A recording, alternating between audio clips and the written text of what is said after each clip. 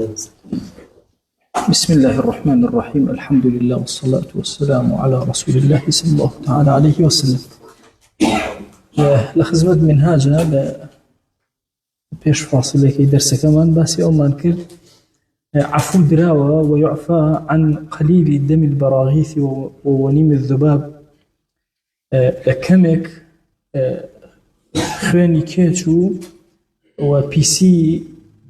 مش عفو دراوة أصح أو هاي لا يعفى عن كثيره. أجر زور عفو لي ندرة أصح وهاي صحيح زور يشبه القيناك ولا قليل انتشر بعرق أجر به عرق وباك مخاني بابلين كيتشج ببلان بلاوي كذبه عين عفو كشمولناك أي ما تشون بزين أو خيان الزور يا كما وتعرف الكثرة بالعادة عادتك التحكم كبسروي أي خيانك زور ويا كمبو. قلت الأصح عند المحققين العفو مطلقا والله أعلم. أفرمي أصح أو لا محققين عفو بقشتي لمدراوة كما زورة شيتو أو زور باشا وقصي إمام النووي ترجيحي أو أداء سيري كثرة قلة وأمان ناكر. ودم البثرات كالبراغيث زبكي إنسان بثري إنسان ورد زبكي لإنسانا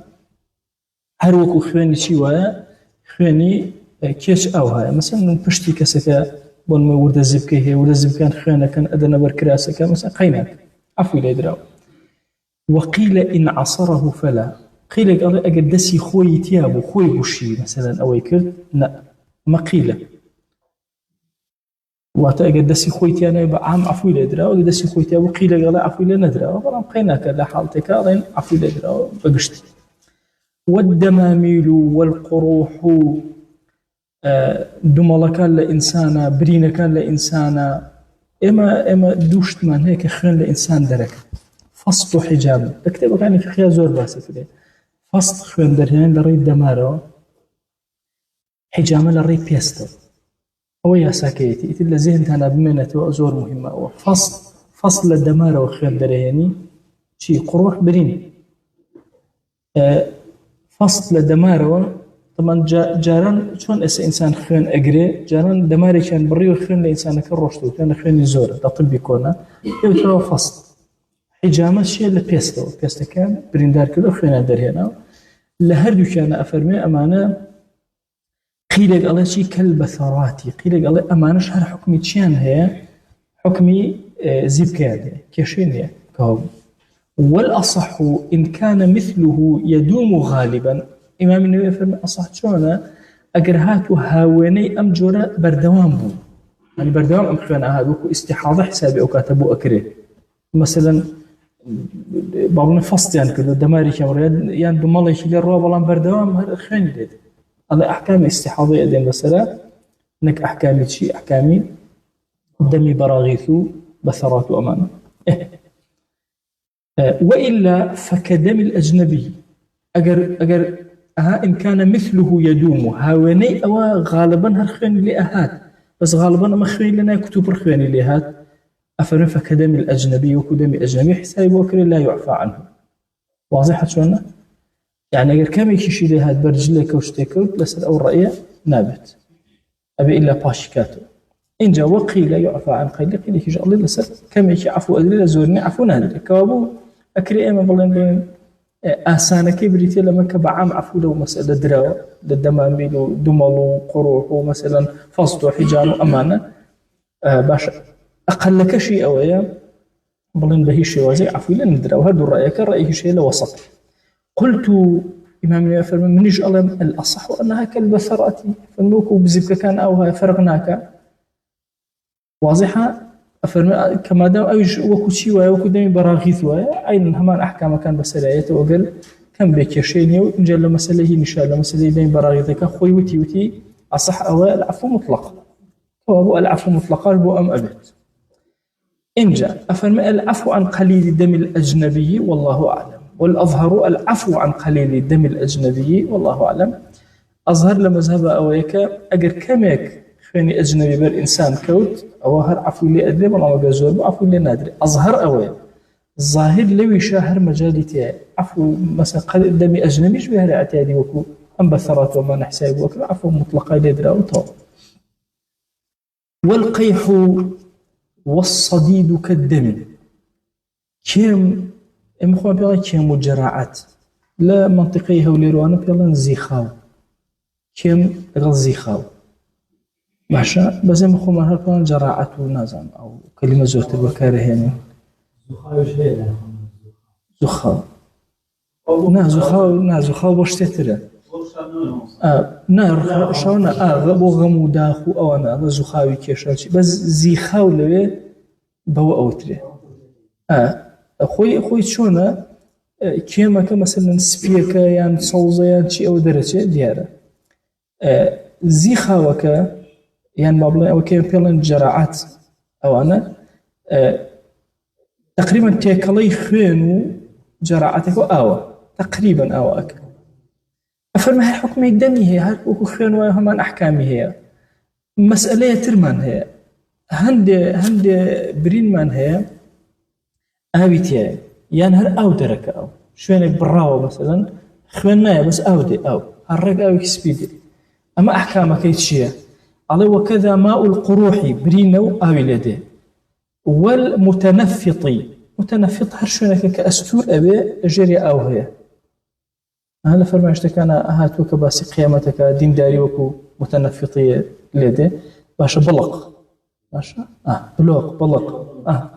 باشا أفرمي والمتنفط الذي له ريح جاء أو آوي لناو بلوقا بابلن أو أبيت كو أبيتو يان بوني هي بوني أحكامك للشرع بدو سرسيرك أفرمي والمتنفط الذي له ريح وكذا بلا ريح في الأظهر الله وشك الريح شيء همو يكخن حسابه أكيد نعم باسي تقينك كنا تقي بهش أو هر عفو هيك شيء أجد تقي برجلك أو أنا بوني هبو بوني نبو بون مثلا بل لا شك وشتك قلت المذهب طهارته أمها أبو همو ناقرته بو كذاك أقرته يعني كذا بلا ريح أقربوني النبو أم أظهر أم مذهب كالنبي نقلي أكا رحمة الله إليه أفرمي طهارتي أو كبوني شو أبو أخير لأنا أقرته بلا ريح على قيناك لو أنا مشكلة نية ماشا طاهرة وباكو هيك شيء هنا أو يتريان حكمي خواني هي واضحة أقربوني هبو حكمي خواني هي بوني النبو طاهر أو قصيت أو تان أقال المذهب طهارته أو ها أبو هموين أقرته موضوعك بو أخير لأننا قرأتوه كمذهب أو هاي كأجر ببير ريح بو أو حكمه هي طهارة ببير بالريحة وبو أو كدم أو يكون خيانوه ولو صلى بنجس لم يعلمه بيسيكي بيوبو بيشتر بس نيزانيو نيجكر وجب القضاء في الجديد عشان الجديد بس ينجي قضاكاته وإن علم ثم نسي أجر زاني أو بيسبب بس لبيني شو عشان وجب القضاء على المذهبي وفي مذهب بتشيب بقضاء كاتو يك مسألة هي لما الملاحظة كان شي قضاء كاتو مثلا اسم من خلينا جايبين بمكراسو من نزام هيك لو تشي الدنيا جنوا في شاون بيو نزامي كان هلا مازال خواني يقنوا جكاتو قضاءكاتو واضح أو تنزور أقل ومازال خومانا تنها يقنوا جكاتو نجاي عفوا أصل وها أو بيصير نبو تنها بو يقنوا جبون واضح شلون بلام أجر زاني لعلمك أو لوي أو صلى بنجس لم يعلمه نيزان بس أجر زاني مثلا روجا بيج إسا بيسيكي بيو دوي لبيجي شو أبي هم بيجرت بس أجر نيزاني لم يعلمه تنها يقنج إجارته يتنالي بخوا احتمال دانية جوا بخوا احتمال أو احتمال بدوي ناري أصل أو هاي تنها يقنج أكاد طب أو خلطنا قال لي بتشكوا بيت معي وسوسي جاريوية سلم يشياله جاتي الله مخينا كوني شرح قصيري هنا كتنها يقنج في أكادو كأزاني سور كردو طب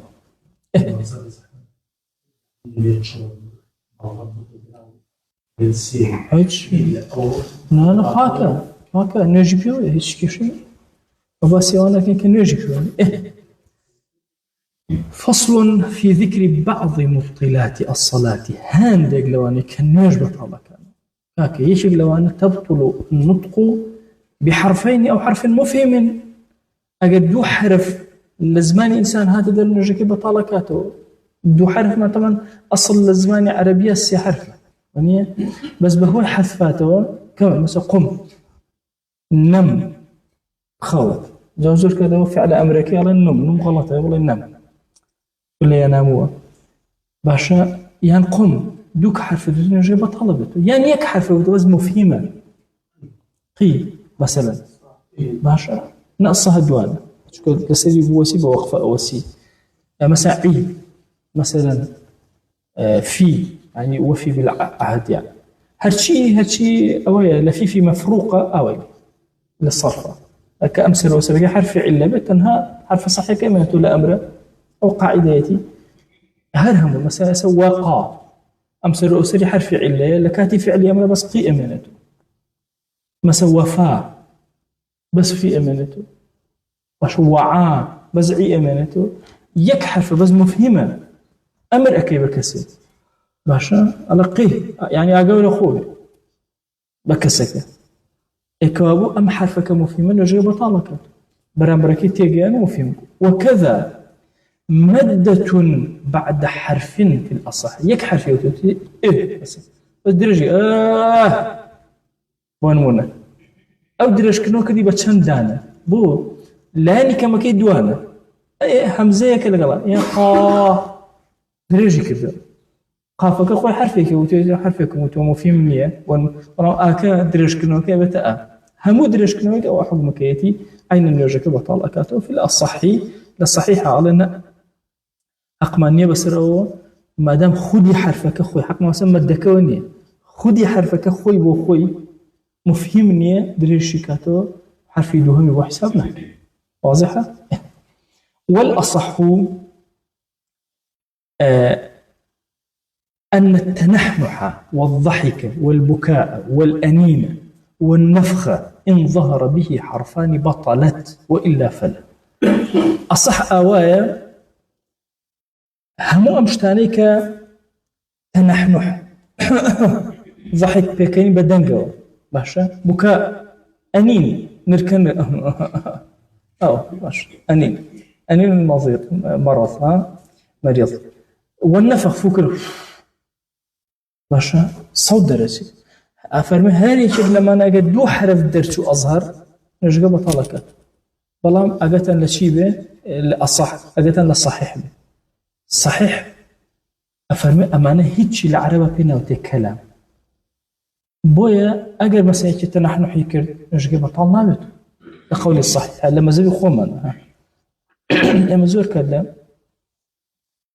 چەند جار بیستم ماسای گەورەی خۆمان مەسەڵەن وتی فڵان کەس نوێژەکەی بەتاڵ بوو چونکە تەنەحنوحی کرد خۆ لە مەزەبی خۆمان هەیە بە سەحیحەکەی نوێژە بەتاڵ ناکرد بۆ چونکە ئەسڵ ئایا ئەمە کەلامێکی خارجە یا کەلامێکی خارج باشە لەسەر سەحیحەکە ئەمە ئەسڵ کەلام نیە ئەم تەنەحنوح و فو کردن و چی ئەمە هیچ یار بە کەلام حساب ناکرد ئەگەر دوو حرف نەبوون باشە یەک حرف لسر أو رأيش كدريجي كي توقينا بس أوايشي كي توقينا بس لسر أو قولي كدريجي كي توقيش أكاتب مال بسر مانو كابا دوان واني الله والله دو أدام دريجي كدو حرفك وزيا كدو باش إنجا واضح إسكابو أقر يشي تنحنو زوري بوها تنحنو حيشي كي لسر قولي صحيحك إن شاء الله نرجع بطالنا بطوء كشي ديار أو ويعذر في يسير الكلام إن سبق لسانه أجر سبق اللسان هاو بدميا هندي قصي كرت باش أو نسي أنه في الصلاة لا بيريش كل أنه نجالس كيف قصي كرت باش يسبا يسير نبو زور يسير نبو أوانا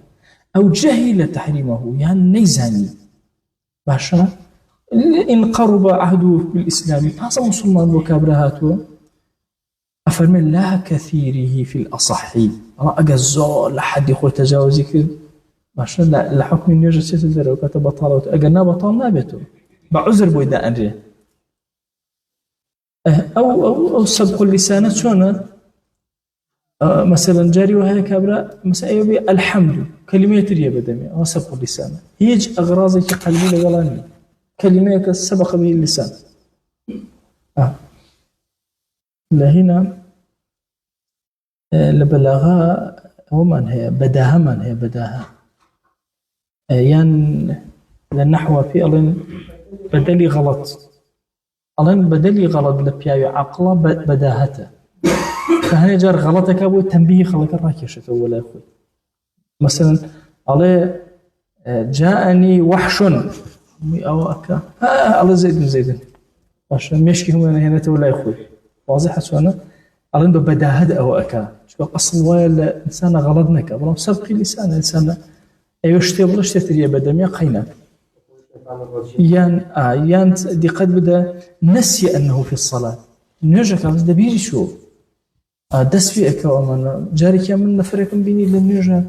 دس يا ولي كل ومانا زور سيرو بلا مو فقيهم دوای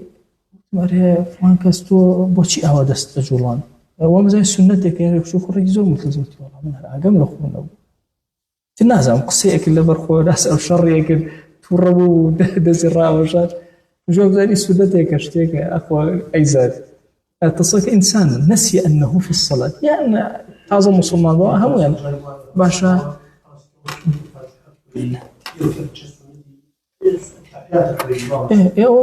بس ما كله سجدة السهو يبوبت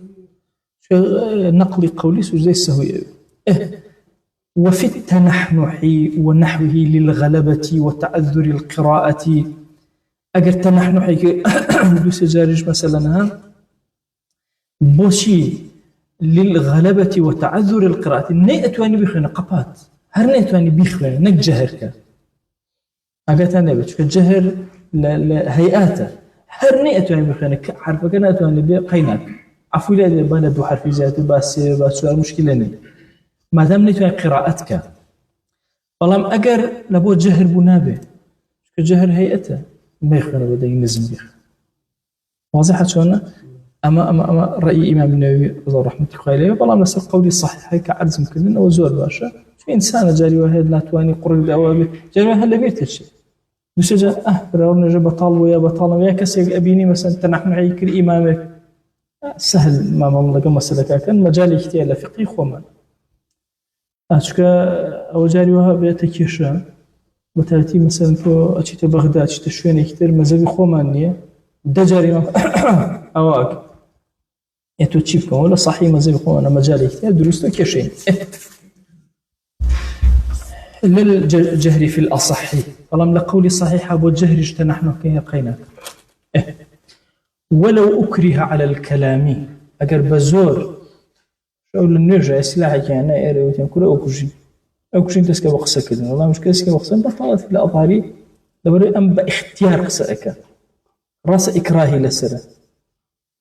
نسيان قبول ما كل نسيان بلا إكراه ما قبول ما كل نسيان ما قبول كل بيجي شو قصة كذا بأجابه بلام إكراهي لقبول ما كشك بقص قصة بطلت في الأظهري لقول أظهر لقول الظاهرة أي شهر بطلنا بته أجر كسك بنظم قرآن قصة كذا قبل التقية لدرجاوتي ادخلوها بسلام آمنين يا بابا قيسك آية قرآن أنت وين أما الزور سيري قصدك أجر بقصدي القرآن بيخلي نرجع بطلنا باش القرآن بشكل أجر بقصدي تنها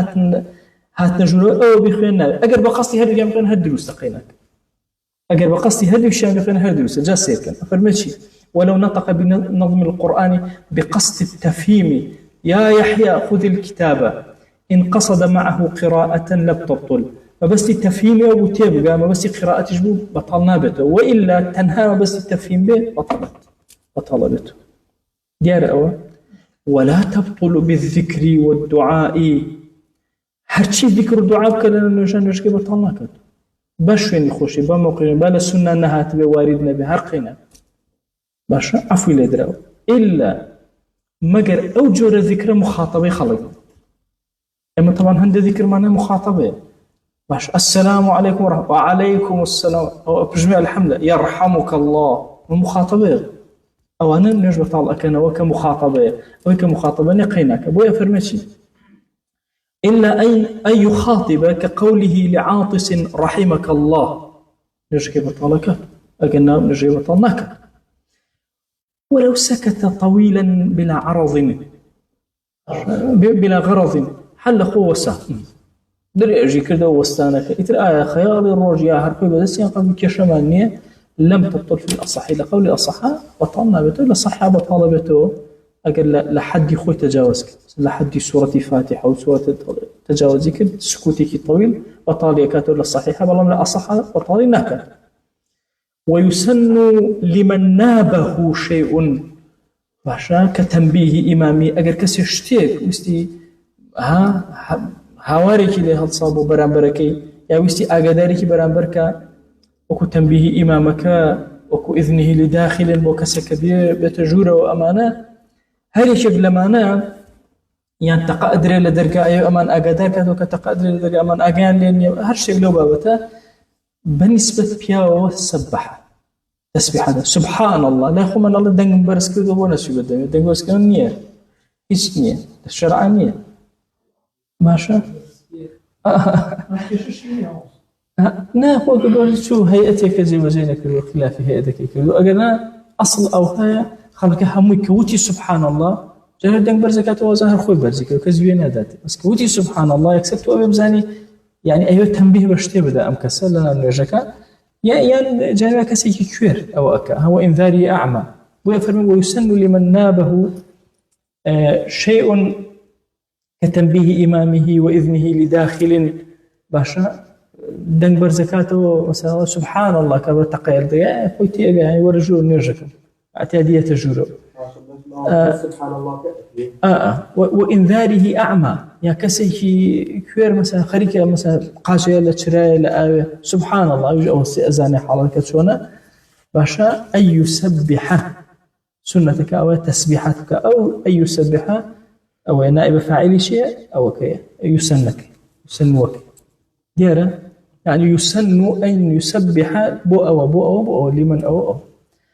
وتصفق المرأة بضرب اليمين على ظهر اليسار بالنسبة أفرته والنبي سبحان الله كا أصلك أوايا أمد السيتي بمشي وازي قرتويتي باشا راستي أداء لسرشبي أبو كيفية مثلا بركاني أقدرك بضرب اليمين على ظهر اليسار نقأ على بطن اليسار على ظهر اليسار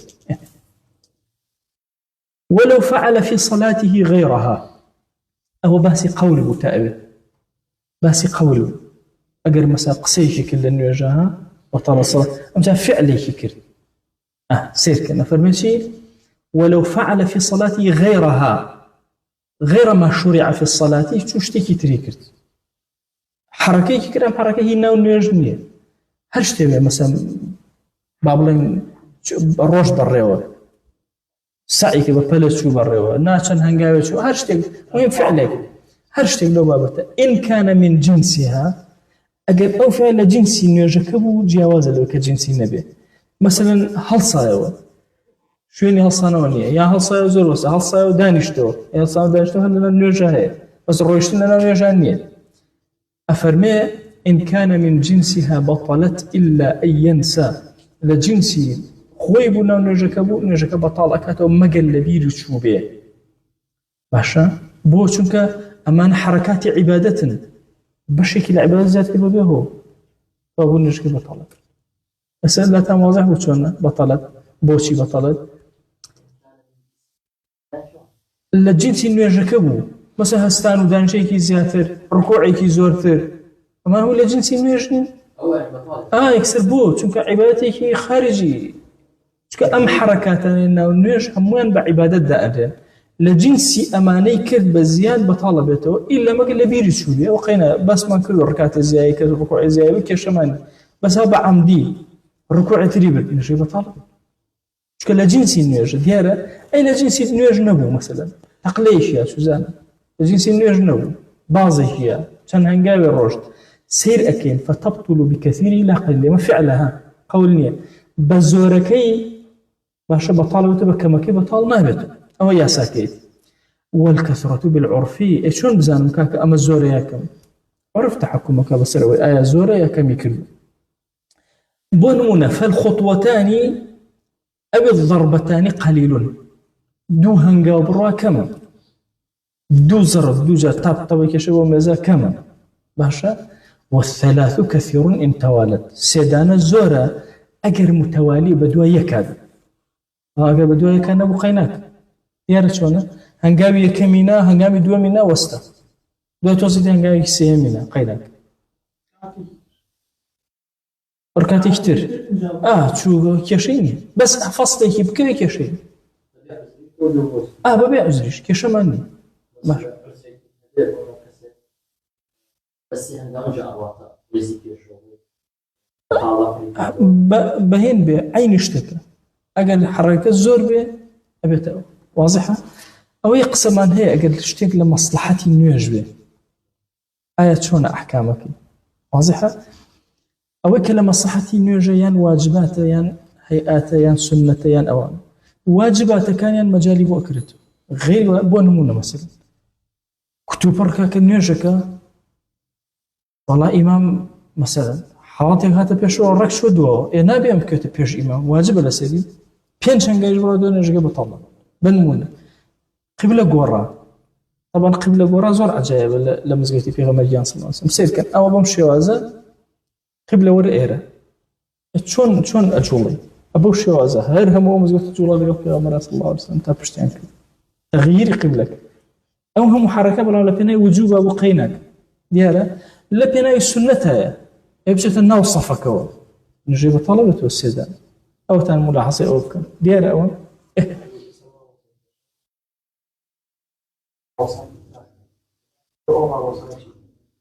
كان مع وصافنا خوش في بركة بتشوزان بس نيجي إشكال بدرجاكو أروح بدرجة ولا بشتيو بس هي هنقابل شو شو نحكي بس هي هنقابل نابي بس هي هنقابل چونکە تۆ ئەوە لەسەر واجبە ئەوەنە پێش خەڵەکە بکەی بەس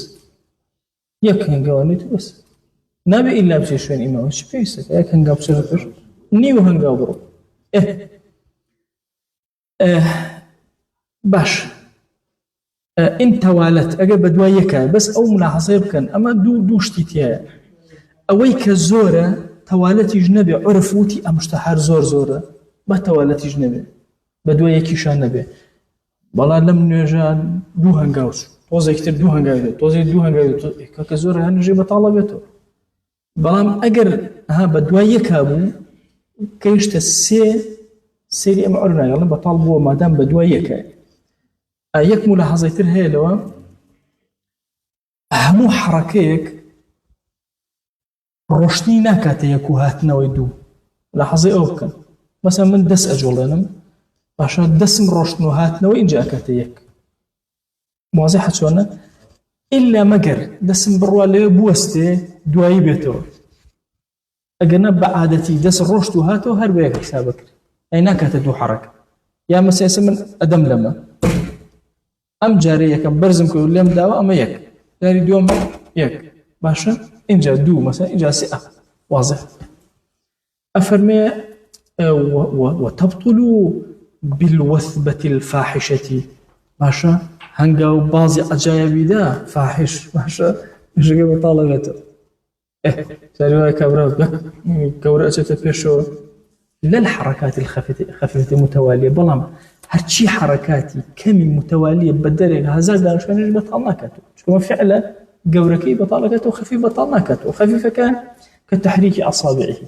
هنجيب بوياها جاران أنو أجسر القرآن أم إردانها إردس دان إذا كان أخرين بخرين هو چونك أما بحركة قليل حسابك كده هزار جاي جواب كي قبولك يا شيء بس أجر أما به سهم جرا بطل ديار شلون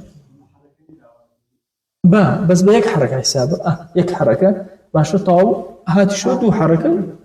نا آخر هات نوك أجر زور وستايلير أبتدو أجر كم وستاي هريك كيف بس أما بس أجر أوابكي أما حركة كبيرة كشيء أما أبيت مشكلة ونشك بطالكاته كتحريك أصبعه في سبحة أو حك للتسبيحات مثلا لما زبقوا ما نوتمنتنها إشارة إلى أشهد ولا إله إلا الله ما يكي زور أو قينا في سبحة نشك بطالبته بطالنابته ديارة هنا تحريك الأصبع في سبحة باشا يعني بعكسه مرجرة بس يفكر سبحان الله دەستکی بە ژماردن 1000 دانە ئەخوێنن باشە چەند دانە 50 جوڵان کێشەی نەبێت ئەوتان لە واضح بوو اینجا ئەفەرمێ ئەو حەکین یا لە خورانە باشە ئەوەی کە عەرزم کرد 1000 جار ئاوای تەواو کێشەی وسهو الفعل كعمده في الأصح إما لقول باس سهو ما نكر جيا ما نكر دوا لإكراه وأنا بو ما سهو كقيناك سيكي بسهو كقيناك بس فعلي سهو لنا ونرجع أجتنا وكو عمدك أو والله ولا كاك من سهو مكرت شو أو درجام كردو سي حركة مكرت أنا جبت طالبته حقيقي وسر سهو فعل حقيقي وسر سهو شو هيئتي نيج أشكانه فعلك هيئتي نيج أشكانه بويا مجالي أو ما نداوى السهو غير السهو أو تان لا واضح بوشونا وإجا مسألتي وتبطل بقليل الأكل أجر كم يكي خوارد شتيكي خوارد وأمانة نيجي بطالة ولو كم يجبه ولو باشا بابلين بارشيكي زوزو بتشوفه قلت إلا أن يكون ناسيا ولم أجل لبيري تشوفه يا جاهلا تحريمه باشا بحر نيأزاني كحرام ألم حالتانا أفرميه النابل نوجكي بطال ناكات والله أعلم فلو كان بفمه سكرة فبلع ذوبها بارش الشيرين قل دم يا مابو باشا يا دم يا أبو شيرينكي خوارد بطلت في الأصحي خوي نخوة خوي قد ندها توايا وخوارد باشا بارش الشكري قصوت الدم نقلق لدم ياتيك نقلق ناخوة شيرين نقلق أجت خوارو لا أصح قولي أصح أم نجا بطالة بس للصحيحة بطالة في ناوتري أكل ديارة أم في ناوتري نأكل نشرب شيء ودولة تواتو لغط فيها شو تخوارو كيشين يسألتان لا واضح بشونا لا صحيحك مجالي بكرته أي لا أصحك بطلت بالأصح ويسن للمصلي إلى جدارين أما قرنجة سنة هاي أو كسي كنوجك ربكات كوي باشا ربكات ديوارك أو سارية يا بايك سارية المساجد أو عصا مغروزة يا عصاك دا كترابي لبردمي أنا زي عصايا اشتك لبردمي الروي تبكى باشا أو بسط مصلا يعني برمالك راخص مصلى شن نوجه راخص بكون برمالاني كاستئم همانا أو خط قبالته يا خطيك أوراك يشال لبردم خويا يعني أتاء السنوري منه فزلي ونروى أما تشي يسنو كابو خوي أمانة سنة أقريك لبرامبر ديوارا نوجيك ليك لبرامبر ساريك عصايك هناك ستر لما زبي إما كابو مرج ارتفاع نية مرج دياري كرنا لما زبي خو مانا ملاحظة أوكا لما زبي خو مانا ستر مرج برزينية لقول الإمام أحمد هي مرج برزية قلنا مرج برزينية مرج تحديدي أويش شوينة كتيام شوين صلاتي منه بابر مالا دياري كده باختي دياري كده كيشنية أم كسر شيء سنة بوي أما نائب الفاعل كي يسن باش دفع المار باش ما دام شوينم دياري كده سترم هي سنة هاي أجريك تبرين يلا دفع مار ركبكم يارا أم كسر أوان يجي كده الربا سارية الربا ديوارشته ستريه كداناوا سنة هاي كان يلا كس برا بردم نجد الرأي أجر يسن دفع المار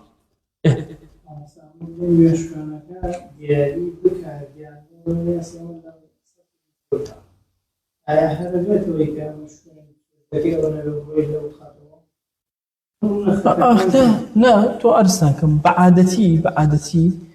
أمشون برمالله كتحديد كراون لما زبي خومنا لبيش أبرو كيشين بونمولا مثلا أو برمالله كالرجل بدم برمالله تو أبرو كيشين أو بس إيه تو بس برمالله كي أوابري بتجي سجدك أوابري واضحة لا مذهبي أبو حنيفة بس شوين نيش تحديد كراوة تقريبا أي سي هنجاوي جوران يعني حتى أبيش الله أجر هل هيجي دانا وتأوي هركات أويك حرام بردمي أبري بس لما زي خو أنا أوانية بس سيزرع دان راو سيزرع يعني ئەگەر هیچیشی دانا نەبوو دوای 3 زیرا بڕۆی کێشت نیە کابوو ئێستا دوو شت سنەتە با بڵم 3 شت ئەبێت 3 شت ئێمە باسکەین لەم مەسەلە یەکەم سنەتە ئینسان بەرەو کوێ بڕوە ڕوو بکاتە سوترەیەک نوێژ بکە ئیتر سوترەکە سەواء دیوارێکە پایەکە حتا ئەوانە هەبێ باشترە ئەو تەسەسولی هێنایەتی زۆرەوەی حتا دیوارە دەستکەوت دیوار نەبوو پایە دوای ئەسایەک داینێ نەبوو بەرماڵەکە نەبوو خەتێ ڕاکێشە بۆی خەڵک بزانە چی بکە سنەت ئەمە یەک ئەمە سنەتە دوای ئەمە سنەتە دەفعی ئەو کەسە بکەی کە یە بەبەردەم تا ئەڕوا بەنسبەت ئەو کەسەی کە ئەڕوا قسەی سێهەم ئەمەیە ئەفەرمێ چی تەحریم المڕوری حینئذ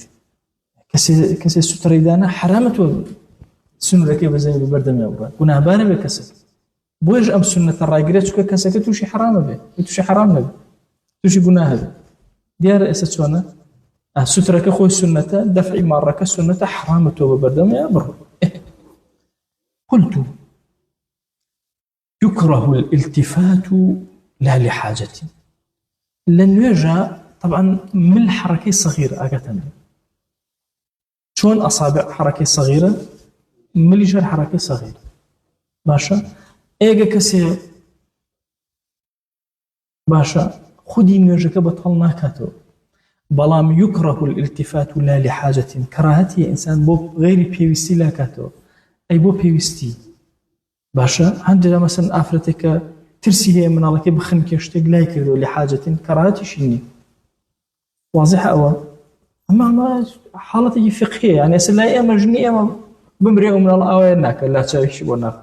الله ينرجعهم بطالبته بس لحقيقتها أتواني باشا لحاجة حتى لا شكر بوشك محركة صغيرة كشيء هني جل أيام لكردا في وين الواو كالسلام ياوتو أشرس أو ربطي بهيدا وديا السلام وشتو درسون لنيجني يعني من حتى جاري ويا كسكن نيجكي بطال أبيتو هر أواكا جاري بيري أكيتو كدزنيو جيني أواكا جاروا خرواقي يتي خروج كريانا بس أواقينيا بس أوثان لا واضحة أو خالة يكره الالتفات لا لحاجة يكره أو هم يكره يتوسع رفع بصره إلى السماء بصر وسير كأمانة وكف شعره أو ثوبه كف شعر كوكرنوي قش مثلا كابرا أيوة ركوع بري قجي فوقات ويخات دوا انجر ركوع كذا لنا ونرجع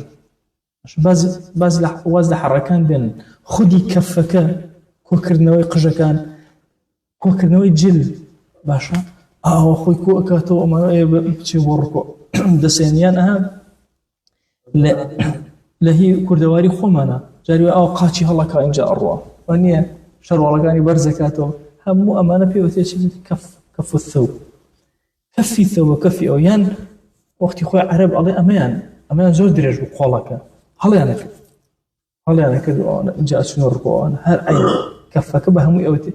خوي أصل كف تنها أو هالكردنية دقكردنا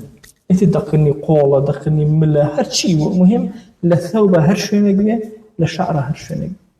أما هندق سكرة ولا سر أويك وتوانا حتى لخارج مثلا سام جليمن كان أجر أواب كي نابن نشكي ها وقت خوي أنا كراتي ونجمك وأنا أصل وها أجر تقول لخارج نجك أوات كلوش مشكلة بس أجر ناو نجا شون لما سيرفعي بصرك هرباسي ناو نجا التفاتك بس أيش هرباسي ناو نجا إنجا لا نجا أوابكا أروي كشينية كابران قجيلو لك الخسيقوي دو شمان هي كف وكفت من هي لفرماشتك أنا أودو الرواية هاتو بكاف وفاء وتاء هاتو بكاف وفاء هاتو هاش كان هريق موضوع كشأوي لما زاد خمناوي لنا ونرجك كراهتي أما إنسان كا ويكره لخارج نرجك قيلك أسايا أو حلف إن جاء مسألة كثير مني هل لنا ونرجك وضع يده على فمه بلا حاجة مثلا كسكن خوشة بوني دمي يعني مثلا شتيك دغدس غسل دمي قيناك بس أبايش أدا مثلا برام هيش شتيك لما ننبو ببيه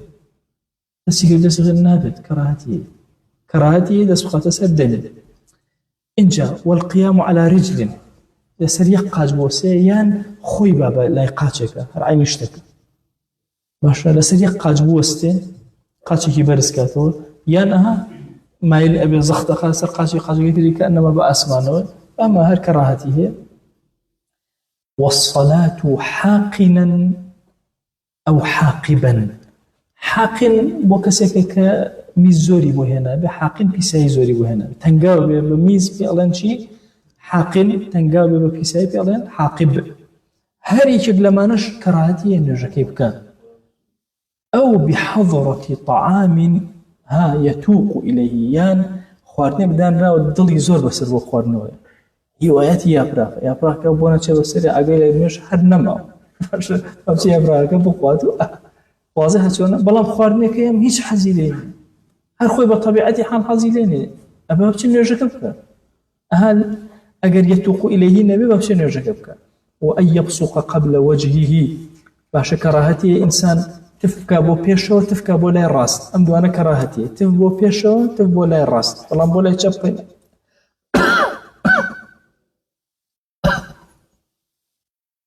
باشە. ووضع يده على خاصرته هەروەها ووضع يده على خاصرته كراهته أولا يجاب وسه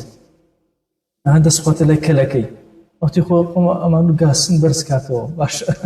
ئەوە هەردوو دەسین کاتو ئەو بۆسێ ئەمانە کەڕاهەتی هەیە. عينا والمبالغة في خفض الرأس في ركوعه طبعا وتمان الركوع أبو شوازە ملیشی ڕێک بێ بەڵام زۆر ملی زۆر چەمانەوە مەسەن لە حەدی خۆی تەجاوزی کەڕاهەتی هەیە. والصلاة نوێژکردن لەناو حەمامە گەرماوە والطريق لەڕێی خەڵکە والمزبلة لسر زبالخانة وأنا لكنيسية وعطن الإبل لشويني واشترى أشي واشترى والمقبرة الطاهرة والله أعلم هروها كراهته لمقبري طاهرة مقبري بيزي زين ونرجع كدروزني بس مقبري طاهرة عشان نشتيها دروزني أم بابة لا مقبري طويلة مقبرة طاهرة حكمك بوه لما زي يخو أنا تعليلك أقرأته بوي كأم إنسان مردوه هل وشاوة أو زيهنا أقري بيزبونيه باش ظاهرا باك ظاهرا بلا محتملة شوري أم إنسان مثلا أو بوي كراهته لما زي يخو أنا ديارة كراهتك ربطي بوانية ربطي بعقيدة والله أما أكلته ربطي بالطاهري وعدم طاهري بوي إمامي بما بالزركشي لما زوي خومانا أفرمي لا قبر أنبياء دروسته على تشوك بو الجسان نافوته لا الشهداء دروسه مثلا الله مثلا أو أنا أفرمي دروسته بو على تشوك تشوك التعليل لما زوي إما بالطهارة بالنجس كلا الله يوشو أنا باكا تصدقي حديثي إذا سلك بيغمرا لا شيء نافوته باشا ما دام لا شيء نافوته طب أهو فرموا والله دواتر تصح كلا وهلا مازال خوم أنا أفرم أم بابته سبوكيو أنا أفرمون أم بابته بو شوازنية أو يشهر حرامة بو لئلا يتخذ قبورهم مساجد وقبر كان النكرة مزجود لو يشهر حقي وسط طاهري أنا والنية بابتك وشاء الله هل دروزني لبر أو علتي دوم قابول لما زي خوم أنا اعتبار بهردو علتك كرا وبيسي وفاكي أجري بيسي يك كراهتيه دو أجري أويك بكرة بمزجد أما كأرزم كردن نيجي مردو ناقرته نيجي مردو لسر قبران دروست باتفاق يعني واضح شلون نهر أخي بسر سوزين بس الطاهري مكانك لو رأي زور دقمان هاتوك في غمر صلى الله عليه وسلم نيجي كروتشي وأنا لبرو أو نيجي استثناء كده ما عدا نيجي كراهتك شموليك ديارا بس وصلى الله على سيدنا محمد وعلى آله وصحبه وسلم تسليما كثيرا